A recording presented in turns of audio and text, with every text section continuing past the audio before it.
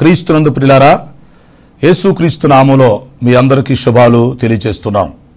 క్రీస్తు రాకడ ధ్వని శాంతి ఆదరణ సందేశాలు అను టీవీ కార్యక్రమం కొరకు ప్రేమతో మిమ్మలను ఆహ్వానిస్తున్నాం.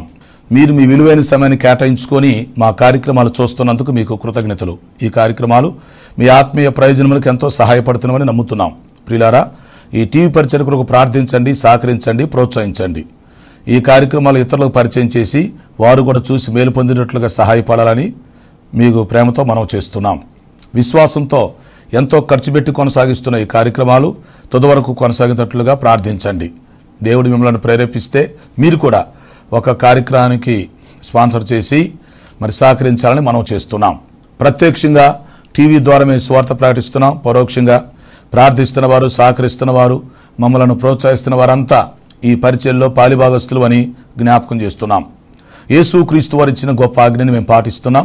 మీరు వెళ్ళి సమస్త జనులను శిష్యులుగా చేయండి అని ప్రభువు చెప్పారు. కనుక ఈ టీవీ ద్వారా మీ గృహాల్లో ప్రవేశించి మిమ్మల్ని పలకరించి మీకు సువార్త చెప్పి మిమ్మల్ని ప్రభువు రాకడ కొరకు ఎత్తబడే దేవుని సార్వత్రిక సంఘము కొరకు సిద్ధపరచడానికి మా వంతు ప్రయత్నాన్ని మేము కొనసాగిస్తున్నాం. యేసుక్రీస్తు రెండవ రాకడను గురించి, ప్రపంచ భవిష్యత్తును గురించి అనేకమైన విషయాలు మనం తెలుసుకొని మనం సిద్ధపడి మనం ఇతరులను సిద్ధపరచడానికి దేవుడు మనకిచ్చిన ఈ మంచి అవకాశాన్ని మనందరం కలిసి వినియోగించుకుందాం. ప్రస్తుతం రెండవ రాకడ వర్తమానాలు ఒక సబ్జెక్టుగా తీసుకొని సీరియల్గా ధ్యానం చేస్తూ ఉన్నాం. ఈరోజు రెండవ రాకడలో పరిశుద్ధాత్మ పాత్ర 4వ వర్తమానం తీసుకోబోతున్నాము. గమనించండి. ప్రార్థన. పరిశుద్ధుడైన మా తండ్రి, జీవాధిపతి, మీ ఘనమైన పాదాలకు స్తుతి స్తోత్రాలు చెల్లిస్తున్నాం. ఈరోజు రెండవ రాకడ వర్తమానాలు 130వ వర్తమానం తీసుకోబోతున్నాం. సహాయం చేయండి. పరిశుద్ధాత్మ సంఘమును నడిపించి రాకడ కొరకు సిద్ధపరచుట. ఈ అంశమును గురించి మేము ధ్యానం చేయబోతుండగా పరిశుద్ధాత్మ దేవా, మీరు బోధకులై మాకు బోధ చేయమని మనం చేస్తున్నాం. మీ దాసునైన నన్ను బలపరిచి వాడుకోండి. ఈ కార్యక్రమం సహకరిస్తున్న కుటుంబాన్ని దీవించమని మనం చేస్తున్నాం. రక్షణ లేని వరకు రక్షణ దయచేయండి. రక్షణ పొందిన వారిని సంఘంలో స్థిరపరిచి బలపరిచి మీ రాకడ కొరకు సిద్ధపరచమని మనం చేస్తున్నాము. మాకు అవసరమైన ఆత్మీయ ఆహారమును వడ్డించి మీరే మహిమ పొందమని యేసు పరిశుద్ధ నామములో అడుగుచున్నాను తండ్రి, ఆమేన్. ప్రియులారా, మంచిది. కూడి వచ్చిన మీ అందరికీ మరొకసారి శుభాలు, ప్రత్యేక వందనాలు తెలియచేస్తూ మిమ్మల్ని వర్తమానం కొరకు ఆహ్వానిస్తున్నాం. మీరు వింటున్న చూస్తున్న ఈ వర్తమానాలు క్రీస్తు రాకడ ధ్వని యూట్యూబ్లో, ఫేస్బుక్లో మీకు అందుబాటులో ఉంటున్నాయి. ఆ అవకాశాన్ని ఉపయోగించుకోండి. క్రీస్తు రాకడ ధ్వని యూట్యూబ్ ఛానల్ని సబ్స్క్రైబ్ చేయండి. మీకు తెలిసిన అందరికీ షేర్ చేయండి. ఓకే, ప్రస్తుతం మనం రెండవ రాకడలో సంఘం విషయంలో పరిశుద్ధాత్మ పాత్ర గురించి ఆలోచిస్తున్నాం.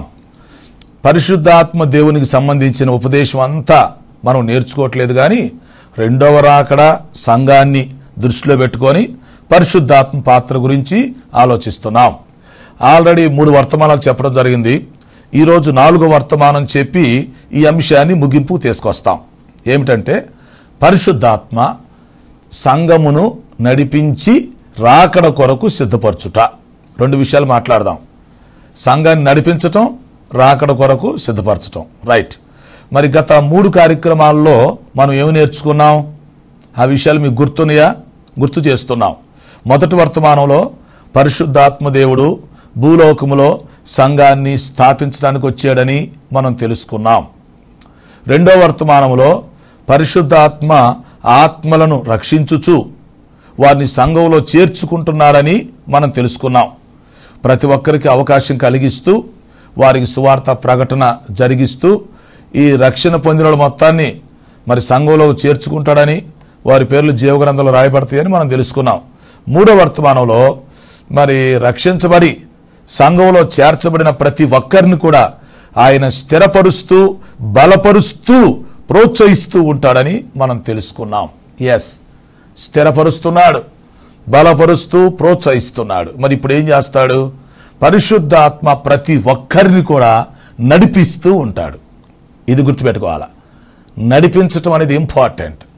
రోమీలకు రాసిన పత్రిక 8:14, రోమాపత్రిక 8:14, దేవుని ఆత్మ చేత ఎందరూ నడిపించబడుదురో వారందరూ దేవుని కుమారులు, ఆయన కుమార్తెలై ఉంటారు. అంటే దేవుని ఆత్మ చేత నడిపించబడుట. ఇక్కడ పరిశుద్ధాత్మ నడిపించేటువంటి గుణం కలిగి ఉన్నారు. అది ఏదో మనల్ని రక్షించి వదిలేడు, ఏదో బలపరచడమే కాదు, మన చెయ్యి పట్టుకొని మనల్ని నడిపిస్తాడు. అది వ్యక్తులుగా మనల్ని నడిపిస్తాడు, కుటుంబాలుగా నడిపిస్తాడు, స్థానిక సంఘాలుగా నడిపిస్తాడు, సార్వత్రిక సంఘాన్ని నడిపిస్తాడు. అది ఒక్కొక్క స్థానిక సంఘం ఒక యూనిట్తో సమానం. కనుక పరిశుద్ధాత్మ నడిపించే పని కూడా చేస్తున్నాడు. రాకడ దిశకి మనల్ని నడిపిస్తూ ఉంటాడు. ఆయన డైరెక్షన్ చేస్తాడన్నమాట. ఆయన నడిపించలేదనుకోండి, ఎలా నడవాలో మనకెలా తెలుస్తుంది? ఏమండి, కొన్నిసార్లు మనం వంకరగా నడవచ్చు కదా, ప్రక్కకు నడవచ్చు కదా, వెనక్కి నడవచ్చు కదా, ఆగిపోవచ్చు కదా, మనకెలా తెలుస్తుంది? కనుక నడిపించేవాడు ఆయన. మనం రక్షించబడినప్పటి నుంచి మనం మరణించేంత వరకు, రాకడొచ్చేంత వరకు కూడా ఆత్మీయ యాత్రలో, ఈ విశ్వాస యాత్రలో మనల్ని ఆయన నడిపిస్తూ ఉంటాడన్నమాట. అది మనకు అర్థం అవ్వాలి. ఆయన నా చేయి పట్టుకొని నన్ను నడిపిస్తున్నాడు అనేటువంటి సెన్స్, ఆలోచన మనకు రావాలి. ఎట్లా నడిపిస్తాడు సార్ అని మీరు అడగొచ్చు. ఒక కారులో ఒక నలుగురు కూర్చున్నారు అనుకోండి, ఒక కుటుంబం, ఓ డ్రైవర్ గారు కూర్చుంటాడు. ఏం చేస్తాడు? ఇప్పుడు ఆ డ్రైవర్ గారు ఈ కారులో ఉన్న వాళ్ళు మొత్తాన్ని నడిపించడం లేదా? అడ్రస్ ఆయనే తీసుకొని వెళ్ళట్లేదా? లేకపోతే గమ్యానికి చేర్చట్లేదా? ఆలోచించండి. కాబట్టి చక్కగా ఒక డ్రైవర్ గారు ఒక కారులో కూర్చొని ఆ కారులో ఉన్న వాళ్ళు మొత్తాన్ని ఎట్లాగైతే యాక్సిడెంట్ అవ్వకుండా ఏ అడ్రస్కి వెళ్ళాలో ఆ అడ్రస్కి, ఆ గమ్యానికి తీసుకెళ్తుంటాడు కదా. కొన్నిసార్లు స్పీడ్గా తీసుకెళ్తాడు, కొన్నిసార్లు స్లోగా తీసుకెళ్తాడు, కొన్నిసార్లు ఆగుతూ వెళ్తుంటాడు. అంటే ఆ టయానికి ఎలా వెళ్ళాలో అలా తీసుకెళ్తాడు. ఈ లోకంలో కూడా అంతే. పరిశుద్ధాత్మ మనకు తెలిసినా తెలియకపోయినా మన చెయ్యి పట్టుకొని మనల్ని నడిపిస్తాడు అని తెలుసుకోవాలి. అందుకని యేసు ప్రభువారు పరలోకానికి ఆరోహణమై వెళ్ళేటప్పుడు తన శిష్యులకి ఏం చెప్పాడు? మత్తయి సువార్తలో 28:20 ఏం చెప్పాడు? యుగ సమాప్తి వరకు సదాకాలం మీతో ఉంటానన్నాడు. అది యుగ సమాప్తి వరకు, ఈ భూలోకి ఉన్నంతకాలం, ఈ యుగం ఉన్నంతకాలం, మీరున్నంతకాలం, నా రాకడొచ్చేంత వరకు మీతో ఉంటానన్నాడు. ఎలా ఉండగలడు చెప్పండి? ఇప్పుడు యేసుక్రీస్తు వారు పరలోకానికి వెళ్ళిపోయాడు కదా, మరి మనతో ఎలా ఉండగలడు? తండ్రి దగ్గర కూర్చొని విజ్ఞాపన చేస్తున్నాడని చెప్తున్నాం, రైటే. మరి తండ్రి దగ్గర కూర్చొని విజ్ఞాపనం చేసి ఆయన మన దగ్గర ఎలా ఉంటాడు? మనతో ఎలా ఉంటాడు? అవును, పరిశుద్ధాత్మ రూపంలో ఉంటాడు. దేవుని స్తోత్రం. అదే ఆయన చెప్పింది. కాబట్టి సదాకాలం మీతో ఉంటానంటే ఆయన ఇమ్మానుయేలుగా పరిశుద్ధాత్మ రూపంలో మనతో ఉండి మనల్ని నడిపిస్తాడని అర్థం చేసుకోవాలి. ఆయన నడిపించకపోతే నడక మనకు తెలియదు, గమ్యం మనకు తెలియదు, అడ్రస్ మనకు తెలియదు. అడ్రస్ గల్లంత అయిపోతుంది. గమ్యం తెలియక ఎక్కడెక్కడే చిక్కుగా తిరుగుతూ ఉంటాం. ఇశ్రాయేలు ప్రజలు 40 సంవత్సరాలు ఎందుకు చేశారు ప్రయాణం? 40 రోజుల్లో చేయాల్సిన ప్రయాణం ఎందుకు అలా జరిగింది? 38 సంవత్సరాలు అక్కడక్కడే చిక్కుగా తిరిగి వచ్చారు. కాదేశ్ బర్నియా నుంచి బయలుదేరి తిరిగి మళ్ళీ 38 సంవత్సరాల తర్వాత అక్కడికి వచ్చి, ఏంద్రా ఇక్కడికే వచ్చాము అన్నారు. అవును, అక్కడక్కడే తిరిగారు. ఎందుకంటే దేవుడు వాళ్ళని అలా తిరిగేటట్టుగా చేశారు. అదే దేవుని ఆత్మ వాళ్ళతో ఉంటే, దేవుని సన్నిధి వారితో ఉంటే అలా తిరుగుతారా? మీరు అర్థం చేసుకోవాలి. Time waste, energy waste, money waste, శ్రమ వేస్ట్, అన్ని దండగా. విశ్వాసులు, సేవకులు మన జీవితాల్లో గమనించాలి. పరిశుద్ధాత్మ పాత్ర కావాలి. ఆయన మనల్ని నడిపించాలి. నడిపించకపోతే మన టైం వేస్ట్ అయింది తెలుసా? మన లైఫ్ వేస్ట్ అయింది. చాలాసార్లు అనవసరమైన ప్రయాసాలు పడాల్సి వచ్చింది, ప్రతిఫలాలు ఉండవు. కొన్నిసార్లు కన్ఫ్యూజ్ అయిపోతుంటాం. అందుకే పరిశుద్ధాత్మ మరి రక్షించబడి సంఘములో ఉన్న వారందరిని కూడా నడిపిస్తూ ఉంటాడు. అది తెలుసుకోవాలి. కనుక పరిశుద్ధాత్మ నన్ను నడిపిస్తున్నాడా లేదా అది నువ్వు అర్థం చేసుకోవాలి. నా కుటుంబాన్ని నడిపిస్తున్నాడా లేడా అది అర్థం చేసుకోవాలి. మరి మా సంఘాన్ని పరిశుద్ధాత్మ నడిపిస్తున్నాడా? మా సంఘాన్ని సొంత పెత్తనాలతో మేమే నడిపించుకుంటున్నామా చూసుకోవాలి. కొంతమంది సంఘాన్ని వాళ్ళే హ్యాండిల్ చేస్తుంటారు, వాళ్ళే ఇష్టం వచ్చినట్టు నడిపిస్తుంటారు. నామకార్థ క్రైస్తవులుగా ఆచారాలతో, సాంప్రదాయాలతో, మూఢనమ్మకాలతో, చెదారంతో సంఘాన్ని నడిపిస్తూ ఉంటారు. అది కరెక్ట్ కాదు. నడిపించవలసినోడు పరిశుద్ధాత్మ. అది మీకు ఇంకా కొంచెం లోతుగా చెప్పమంటారా? ఈ భూలోకంలో నడకలు 4 రకాలుగా ఉంటాయి. నడిపించేవాళ్ళు నలుగురు ఉంటారు. ఒకటేంటంటే మనల్ని మనం నడిపించుకోవడం, 2 ఇతరుల మనం నడిపించడం, 3 సాతాను మనం నడిపించడం, 4 పరిశుద్ధాత్మ మనం నడిపించడం. ఇది సంగతి. కాబట్టి ఇప్పుడు ఈ లోకయాత్రలో మనం ప్రయాణం చేస్తున్నప్పుడు మనల్ని ఎవరు నడిపిస్తున్నారు అనేది మనమే ఆలోచించుకోవాలి, గ్రహింపు కావాలి. అవును, నన్ను నేనే నడిపించుకుంటున్నానా ఆలోచించుకోవాలి. వాక్యం ఏం చెప్తుంది? ఒకరి మార్గం వాని దృష్టికి యథార్థంగా కనపడును గాని తొదకది మరణమునకు దారి తీయును అని ఉంది. కాబట్టి ఇప్పుడు మన నడక, మన మార్గం మన దృష్టికి కరెక్ట్గానే ఉంటాయి. చివరికి మనం నశించిపోతాం అన్నమాట. అది కాబట్టి మనల్ని మనం నడిపించుకోవడం కాదు, లేదా ఇతరులు వచ్చి మనం నడిపించడం కాదు. అదిగో పలానా సంస్థ ప్రకారం నడుస్తున్నాను, ఇదిగో మా అమ్మ నాన్న ప్రకారం నడుస్తున్నాను, అలా నడుస్తున్నాను, ఇలా నడుస్తున్నాను కాదు. ఇతరులు కాదు నేను నడిపించాల్సిందే. వాళ్ళు రైట్ డైరెక్షన్ చేస్తారో రాంగ్ డైరెక్షన్ చేస్తారో నీకెలా తెలుస్తుంది? కనుక ఇతరులు కాదు మనం నడిపించాల్సిందే. కొంతమందిని అయితే అసలు ఏకంగా సైతాన్ని నడిపిస్తాడు. అది సైతాన్ని వాళ్ళని నడిపిస్తున్న సంగతి కూడా వాళ్ళకి తెలియదు. నడుస్తున్నాం అనుకుంటారు కానీ సైతాన్ని నడిపిస్తున్నాడని, నాశనం చేస్తాడని వాళ్ళకి తెలియదు అన్నమాట. కాబట్టి మనం గ్రహించుకోవాలి, పరిశుద్ధాత్మ మనల్ని నడిపించే పరిస్థితిలో ఉండాలి. ఆయనైతే ఎక్కడ ఆగాలో, ఎక్కడ కొనసాగాలో, ఎక్కడ స్పీడ్కి వెళ్ళాలో, ఎక్కడ స్లోగా వెళ్ళాలో ఆయనకి తెలుసు, చక్కగా నడిపిస్తాడు. మనకి కొత్త మార్గమే కానీ పరిశుద్ధాత్మకి కొత్త మార్గం కాదుగా. పేషెంట్లకి ఆపరేషన్ చేసుకోవడం కొత్త, వాళ్ళకి భయపడతారు. డాక్టర్ గారికి ఏం భయం? రోజుకి ఎన్ని ఆపరేషన్ చేసి పక్కన పడేస్తున్నాడుగా. ఏమంటే పేషెంట్కి అది మొదటి ఆపరేషన్ కాబట్టి ఇతనికి వచ్చి భయం, కానీ డాక్టర్కి ఏంటి? ఎన్ని ఆపరేషన్ చేసాడో చూసారా. పరిశుద్ధాత్మక మార్గం పాద్దే, పరిశుద్ధాత్మ పరిశీలన తెలుసు కదా. కాబట్టి మనము ఆయన చేతుల్లోకి వస్తే, ఆయన మనల్ని హ్యాండిల్ చేస్తే చక్కగా మనం పరలోకం ఎట్లా వెళ్ళాలా, రాకడలో ఎత్తబడే సంఘులు ఎలా ఉండాలి, ఏంటి మనల్ని ఎలా నడిపించుకోవాలి, మనం తొట్టిల్లకుండా ఉండాలంటే ఏం చేయాలా, మన నడక పడక ఎలా ఉండాలో ఆయన చూసుకుంటాడు. కాబట్టి ఇప్పుడు పరిశుద్ధాత్మ ఏం చేస్తున్నాడు? సంఘాన్ని స్థాపించడమే కాదు, ఆత్మను రక్షించడమే కాదు, ఇప్పుడు సంఘాన్ని స్థిరపరుస్తున్నాడు, బలపరుస్తున్నాడు. ఇప్పుడేం చేస్తున్నాడు? నడిపిస్తున్నాడు. సంఘాన్ని ఆయనే ముందుకు నడిపిస్తున్నాడు. అదే సంఘం అనేటువంటి పెండ్లి కుమార్తెను చెయ్యి పట్టుకొని పెండ్లి కుమారుని యొద్దకు తీసుకెళ్తున్నాడు. అది ఆ నడక మనం తెలుసుకోవాలి. ప్రియమైన సోదరి సోదరులారా, నిన్ను, నీ కుటుంబమును, నీ సంఘమును ఎవరు నడిపిస్తున్నారో నువ్వు తెలుసుకోకపోతే నువ్వు చాలా ప్రమాదంలో పడిపోతావు, కన్ఫ్యూషన్లో ఉండిపోతావు, ఆగిపోతావు. నువ్వు తెలుసుకునేసరికి తెల్లారిద్ది, ఆ తర్వాత ప్రయోజనం ఉండదు. కనుక గ్రహించుకోవాలి. కనుక పరిశుద్ధాత్ముడు చేస్తున్న పని నడిపించుట. ఆ తర్వాత ఏం చేస్తాడు తెలుసా? కేవలం మీద నడిపించుకుంటే తీసుకెళ్తమే కాదు, తర్వాత రాకడ కొరకు మనలను సరిచేస్తూ సిద్ధపరుస్తాడు. సూపర్! పరిశుద్ధాత్ముడు డ్యూటీ అద్భుతం. ఇంత లోతుగా అసలు ఎవరైనా ఆలోచిస్తున్నారా? మనం అసలు గ్రహించగలుగుతున్నామా? పరిశుద్ధాత్మ ఏం చేస్తాడంటే కేవలం నడిపించడమే కాదు, మనలను సరిచేస్తూ రాకడ కొరకు సిద్ధపరుస్తాడు. అది పెండ్లి కుమారుడు వచ్చినప్పుడు, బూర ఊదినప్పుడు, సంఘం ఎత్తబడేటప్పుడు, ఆ ఎత్తబడే సంఘములో మనల్ని తీసుకుని వెళ్ళటానికి, మనం అక్కడికి వెళ్ళినప్పుడు యేసుక్రీస్తు మనల్ని వద్దనకుండా ఉండటానికి, ఆయనకి నచ్చేటట్టుగా, మెచ్చేటట్టుగా, ఆయన ఇష్టపడేటట్టుగా చేయటానికి ఈ లోపు మనల్ని సరిచేస్తూ ఉంటాడు. మనలో ఉన్న వంకరతనం మొత్తం తీసేస్తూ ఉంటాడు. మనలో ఉన్న పొగరు, మనలో ఉన్న గర్వం, మనలో ఉన్న అహం, మనలో ఉన్నదంతా లోపాలు, దుర్గుణాలు, పాపాలు, రహస్య పాపాలు, బలహీనతలు అన్నీ తీసేసి మొత్తం సరిచేసి మనలను సిద్ధపరిచేవాడు పరిశుద్ధాత్మ. అంటే రేపు బోర ఊదబడినప్పుడు మనం ఎత్తబడతామండి, బాగానే ఉంది. పరిశుద్ధాత్మ మనల్ని తీసుకెళ్తాడు. మరి తీసుకెళ్ళినప్పుడు ప్రభు అక్కడ మనల్ని చూసినప్పుడు ఆయనకి నచ్చాలిగా.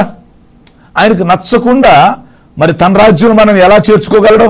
ఆయనకి నచ్చకుండా పెళ్లి కుమార్తెగా మనల్ని ఎలా స్వీకరించగలడు? ఆయనతో పాటు కలకాలం ఎలా ఉంచుకోగలడు? మీరు ఆలోచించండి. అంటే ఆయనకి నచ్చాలి, ఆయనకి ఇష్టంగా ఉండాలి. మరి ఆయనకి ఇష్టంగా ఉండాలంటే ఏం చేయాలా? మనలో ఉన్న లోపాలు సరిచేయబడాలి. ఒకవేళ మనల్ని మనమే సరి చేసుకుందాం అనుకున్నాం అనుకోండి, మనలో ఉన్న లోపాలు కొన్ని మనకు తెలుస్తాయి, కొన్ని మనకు తెలియవు. ఇప్పుడు నేనున్నాను, నాలో కొన్ని లోపాలు ఉంటాయి, నేను సరి చేసుకుందాం అనుకుంటాను, కరెక్టే. కొన్ని లోపాలు ఏమైనా సరి చేసుకుంటాను, కొన్ని లోపాలు ఏమైనా సరి చేసుకోలేను. అసలు కొన్ని లోపాలు నాలో ఉన్న సంగతే నాకు తెలియదు. ఇది వాస్తవం. ప్రతి వ్యక్తి జీవితంలో అదే ఉంటుంది. ఇప్పుడు నీవు నీ మనస్సాక్షిని బట్టి కొన్ని లోపాలు సరి చేసుకోగలుగుతావు, కొన్ని లోపాలేమో సరి చేసుకుందాం అనుకుంటావు, కానీ నీ శక్తి చాలదు. సరి చేసుకుందాం అనిపిస్తుంది, నీ శక్తి చాలదు. కొన్ని ఏమో అసలు ఈ లోపాలు నాలో ఉన్నాయన్న సంగతే నీకు తెలీదు. మరి అలాంటప్పుడు ఎలా సరి చేయగలం, ఎలా సరి చేయబడతాం, ఎలా మనం సిద్ధపడగలం, ఎలా ప్రభు మనల్ని ఇష్టపడతాడు? అవును, ఇదంతా పరిశుద్ధాత్మ దేవుడు చేస్తాడు. కారణం ఏంటంటే మనలను ఎలా సరి చేయాలో ఆయనకు తెలుసు, మనల్ని ఎలా సరిదిద్దాలో ఆయనకు తెలుసు. మనం ఎలా ఉంటే మరి ప్రభు మనల్ని ఇష్టపడతాడో, ప్రభు మనల్ని చేర్చుకుంటాడో, పెండ్లి కుమార్తె సంఘంలో మనల్ని స్వీకరిస్తాడో, సదాకాలం ప్రభుతో కలిసి మనం ఉండగలుగుతామో, ఎలా ఉంటే ఉండగలుగుతామో, ఎలా ఉంటే ఉండలేమో, ఇదంతా పరిశుద్ధాత్మకు ముందుగానే తెలుసు కదా. మరి తెలుసు కాబట్టి ఆయన ఏం చేస్తాడు, మనల్ని సరి చేస్తూ ఉంటాడు. ఎలా సరి చేస్తాడు సార్, ఎలా సిద్ధపరుస్తాడు సార్ చెప్తా. ఒక గార్డెన్ ఉందనుకోండి, తోట. ఈ తోటలో మరి చిన్న చిన్న మొక్కలు మనం పెంచుతున్నాం అనుకోండి. ఇప్పుడు ఈ మొక్కలన్నీ కూడా మంచిగా నైస్గా కనిపించడానికి, ఒక లెవెల్లో కనిపించడానికి, చూడముచ్చటగా ఉండడానికి ఏం చేస్తాం, చక్కగా కత్తిరి తీసుకొని ఈ మొక్కలు మొత్తాన్ని కట్ చేసి పడేస్తుంటాం. మొక్కల్ని కట్ చేస్తాం. కట్ చేసేటప్పుడు ఆ మొక్క కొంచెం బాధ అనిపించవచ్చు, నొప్పి అనిపించవచ్చు, కానీ కట్ చేయక తప్పదు. ఎందుకంటే మరి కట్ చేయకపోతే తోట యొక్క లెవెల్లోకి రాదుగా. చూస్తున్నప్పుడు ఏమనిపిస్తుంది అంటే ఏంటి మొక్కలు ఎక్కువ తక్కువని అనిపిస్తుంది కదా. కనుక మొక్కలను ఒక లైన్లో పెట్టాలా, ఒక లెవెల్లోకి తీసుకురావాలి, కట్ చేయాలి, సరి చేయాలి. అప్పుడేమైతే అప్పుడు ఆ కత్తిరించిన తర్వాత ఆ తోటలోకి వచ్చి మనం చూసినప్పుడు కదా మనకి అది అందంగా కనిపించేది, ముచ్చటగా కనిపించేది, ఆహ్లాదంగా ఉండేది, సరదాగా ఉండేది, మంచిగా ఉండేది. ఆలోచించండి. సో ఇప్పుడు పరిశుద్ధాత్మ సరే కట్ చేసి పడి అతను కత్తిరి తీసుకొని అవుట్. ఎవరిలో ఏ దుర్గుణాలున్నాయో, ఏ లోపాలున్నాయో, ఏ బలహీనతలున్నాయో, ఏ అలవాట్లున్నాయో, ఏ చెడు స్నేహాలున్నాయో, ఏ పెచ్చ పెచ్చ వేషాలున్నాయో, ఏ వంకరతనం ఉందో, లేకపోతే ఏది వదులుకోలేని స్థితిలో ఉన్నారో, ఏ మమకారాలున్నాయో, ఇదంతా కూడా కత్తిరి తీసుకొని కత్తిరించి పడేస్తాడు. కారణం ఏంటంటే రాకడొచ్చే లోపు మనల్ని సరిచేయటానికి ఉన్నాడు ఆయన, మనలను సిద్ధపరచడానికి ఉన్నాడు అనమాట. క్రీస్తు యొక్క సమరూపము మన యందు ఏర్పడేంత వరకు మనల్ని కట్ చేస్తూ ఉంటాడు. యేసుక్రీస్తు వచ్చినప్పుడు ఆయన యొక్క స్వరూపం మనలో కనపడాలి, ఆయన యొక్క సమాన రూపంలోకి మనం మార్చబడాలి. అందుకే పరిశుద్ధాత్మ ఇప్పుడు ఏం చేస్తున్నాడు, ఒకవైపు నడిపిస్తా ఉన్నాడు, పరలోకం వైపు డైరెక్షన్ నడిపిస్తా ఉన్నాడు. మరొక వైపు ఏం చేస్తున్నాడు, నడిపిస్తూ కట్ చేస్తున్నాడు. మనం సరి చేసుకోవాల్సిన విషయాల్ని ఒక్కోటి తీసుకొచ్చి మనకు తెలిసినా తెలియకపోయినా, మనకు శక్తి ఉన్నా శక్తి లేకపోయినా, ఇష్టం ఉన్నా ఇష్టం లేకపోయినా మనలో ఉన్నటువంటి అవలక్షణాలను తీసేయడానికి ప్రయత్నం చేస్తున్నాడు. మనలో ఉన్న దుర్గుణాలు తీసేస్తుంటాడు, మనలో ఉన్న లోపాలు తీసేస్తాడు.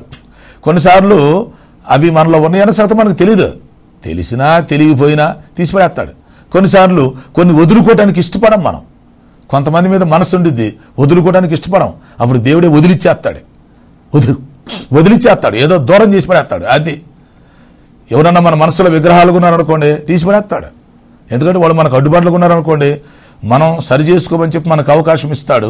మనం సరి చేసుకోకపోతే ఆయన సరి చేస్తాడు. మనల్ని తీసేసుకోమంటాడు, మనం తీసేసుకోకపోతే ఆయన తీసిపడేస్తాడు, అవుట్. కనుక విశ్వాసులు తెలుసుకోవాలి, సేవకులు తెలుసుకోవాలి. పరిశుద్ధాత్మ అంటే ఇప్పుడు వాళ్ళకి అర్థం కావట్లా. మనోళ్ళు బోధించే బోధలు టీచింగ్స్ వేరుగా ఉన్నాయి. పరిశుద్ధాత్మ గురించి ఇప్పుడు వాళ్ళు చెప్పే టీచింగ్స్ సపరేట్గా ఉన్నాయి. కానీ అసలు పరిశుద్ధాత్మను అనుభవిస్తే కదా తెలిసేది. ప్రాక్టికల్స్ మాట్లాడాలి, వాక్యానుసారంగా మాట్లాడాలి. ఆనాడు యేసుక్రీస్తు వారు మొదటి రాకల్లో వచ్చి వెళ్ళిన తర్వాత, ఆయన పరలోకానికి ఆరోహణమే వెళ్ళిపోయిన తర్వాత, పెంతెకోస్తు పండుగ రోజున పరిశుద్ధాత్మ దేవుణ్ణి భూలోకానికి పంపించడం జరిగింది. అవునా? వాగ్దానం చేసిన ప్రకారమే పంపించాడు. ఎల్లప్పుడూ మీ వద్ద ఉంటానికి పంపిస్తున్నానన్నాడు, పంపించాడు. సో పరిశుద్ధాత్మ ఇప్పుడు మన దగ్గరే ఉన్నాడు. రెండవ రాకడ వచ్చి అంతవరకు ఉంటాడు. బోర ఊదినప్పుడు సంఘాన్ని తీసుకొని వెళ్ళిపోతాడు. మరి ఈలోపు ఏం చేస్తాడు? పరిశుద్ధాత్మ రెస్ట్ తీసుకుంటున్నాడా? రెస్ట్ అవసరమా? తీసుకుంటున్నాడా? నో. ఆయన restless worker, hard worker, sincere worker, serious worker. యేసుక్రీస్తు ఎలా పనిచేస్తున్నాడండి? ఆయన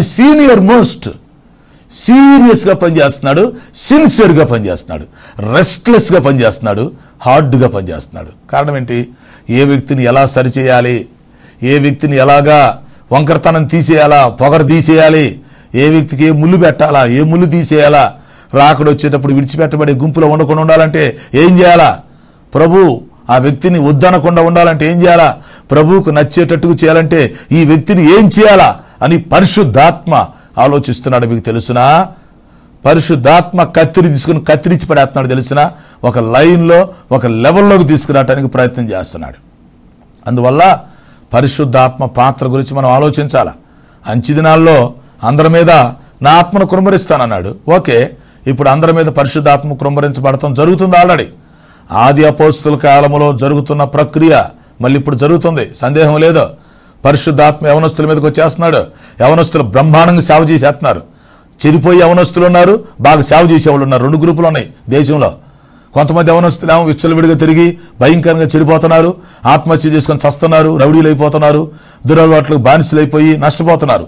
కొంతమంది యవనస్తులు బ్రహ్మాండంగా సేవ చేస్తున్నారు, చిన్న వయసులోనే గొప్ప పరిచర్య చేస్తున్నారు, తల్లిదండ్రుల్లో లేక తాతలో వదిలేసిన సేవని బ్రహ్మాండంగా కొనసాగిస్తున్నారు, చిన్నప్పుడే నాయకత్వ బాధ్యతలు తీసుకొని ముందుకు సాగుతున్నారు. కారణం ఏంటి? ఎస్, పరిశుద్ధాత్మ నడిపిస్తున్నాడు, పరిశుద్ధాత్మ సరిచేస్తున్నాడు, సిద్ధపరుస్తున్నారు. అవును ప్రియులారా, దేవుని ఆత్మ నిన్ను సిద్ధపరుస్తున్నప్పుడు నువ్వు విసుక్కోగాక. కొన్నిసార్లు దేవుడు కొన్ని ముళ్ళు పెడుతుంటాడు, కొన్ని ముళ్ళని తీసేస్తా ఉంటాడు. పెట్టే ముళ్ళు కొన్ని ఉంటాయి, తీసేసే ముళ్ళు కొన్ని ఉంటాయి. కంగారు పడగాక.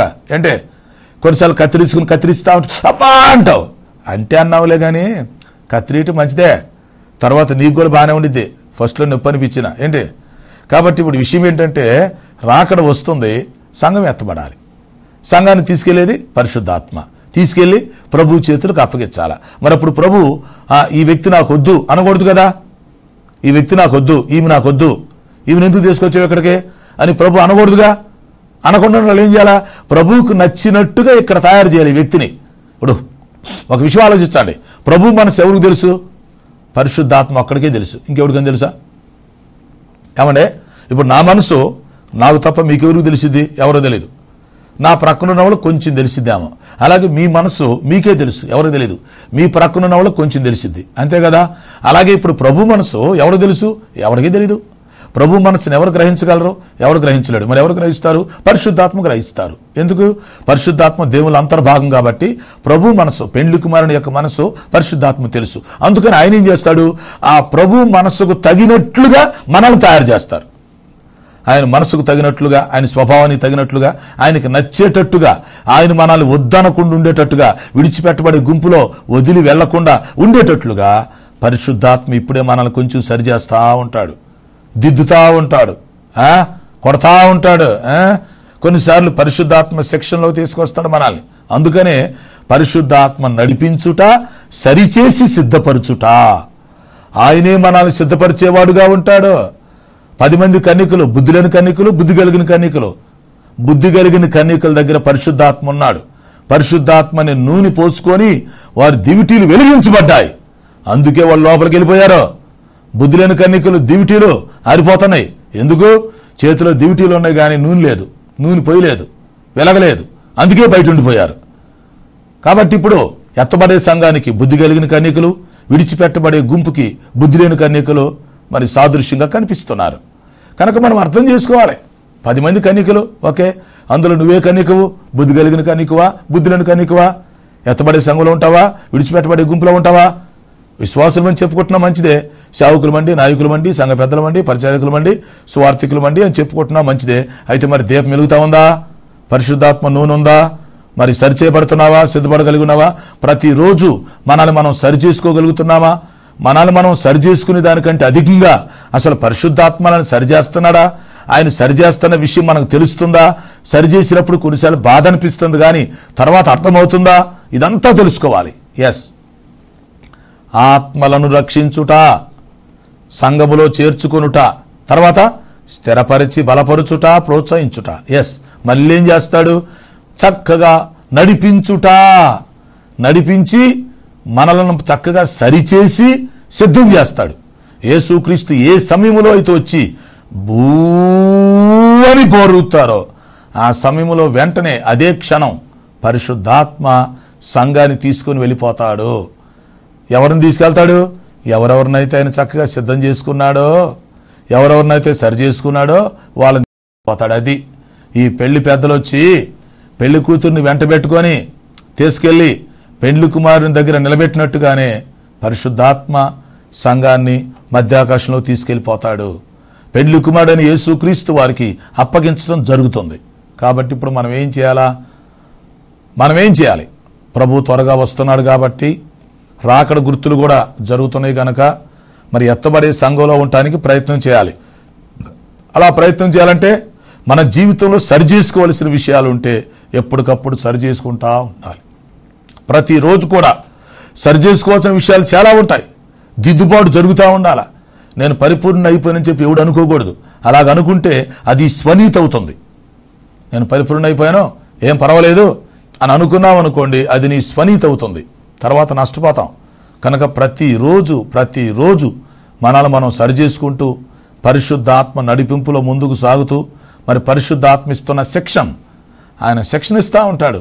చక్కగా ఒక్కోటి మనకు బోధిస్తా సరిచేస్తున్నప్పుడు అవును ఈ పొరపాటు ఉంది కదా అని దాన్ని చక్కగా గుర్తించి సరి చేసుకుంటా క్రీస్తు యొక్క స్వరూపంలోకి మనం రావాలి. ఆయన వచ్చి బోరగుదినప్పుడు పరిశుద్ధాత్మ ఈ సంఘాన్ని తీసుకుని వెళ్ళిపోతాడు. ఆ ఎత్తబడే సంఘంలో మనం ఉండాలి. అందువల్ల ప్రియమైన సోదరులారా, ఈ మాటలు వింటున్న మీరు అర్థం చేసుకోండి. ప్రభు శిలువు దగ్గరికి రండి. ఆయన శిలువులో కార్చిన పరిశుద్ధ ప్రశస్తమైనటువంటి రక్తములో మనల్ని మనం కడుక్కొని శుద్ధీకరించుకొని ఎలాంటి లోపము లేకుండా, తేడా లేకుండా, మలినము లేకుండా, మస్టు లేకుండా చక్కగా మనం పరిశుద్ధాత్మ చేత సరిచేయబడి చక్కగా సిద్ధపడి ఏ సమయంలో ప్రభు వచ్చినా సరే నేను సిద్ధంగా ఉన్నాను అని చెప్పేటట్లుగా మనం ఉండాలి. యోహాను భక్తుడు ప్రకటన గ్రంథాన్ని ముగిస్తూ అంటాడు, ప్రకటన 22 అక్కడ 21 అంటాడు, ప్రభు అయిన యేసు త్వరగా రమ్ము అన్నాడు. అంటే ఆయన సిద్ధపడ్డాడు కనుక ఆ మాటలు చెప్పాడు. కాబట్టి మనం కూడా పరిశుద్ధాత్మ చేత సరిచేయబడి సిద్ధపడి ఎత్తబడే సంఘములో ఉండాలని దేవుని యొక్క వాక్యం ద్వారా హెచ్చరిస్తున్నాం. అట్టి కృపను దేవుడు మనందరికీ దయచేయునుగాక. ఆమేన్. ప్రార్థన. తండ్రి నీకు స్తోత్రాలు. విన్న వర్తమానం మా హృదయాల్లో ఫలింపచేయండి. రక్షణ లేని వారికి రక్షణ దయచేయండి. సమస్యలతో, అనారోగ్యతతో అవసరతున్న వారికి సహాయం చేయండి. మీరు ఆకడ కొరకు అందరిని ఆయుక్తపరచండి. మహిం పొందమని యేసు నామములో అడుగుచున్నాను తండ్రి. ఆమేన్. తండ్రి, కుమార, పరిశుద్ధాత్మ త్రియేక దేవుని దీవెన సదా మనకు తోడే నడిపించును గాక. ఆమేన్. ఆమేన్. ప్రియులారా, ఈ కార్యక్రమాలకు మీరు స్పాన్సర్ చేయాలని ఆశించినట్లయితే మా సెల్ ఫోన్ నెంబర్కి SMS చేయండి. 9440402368 9440402368. Thank you.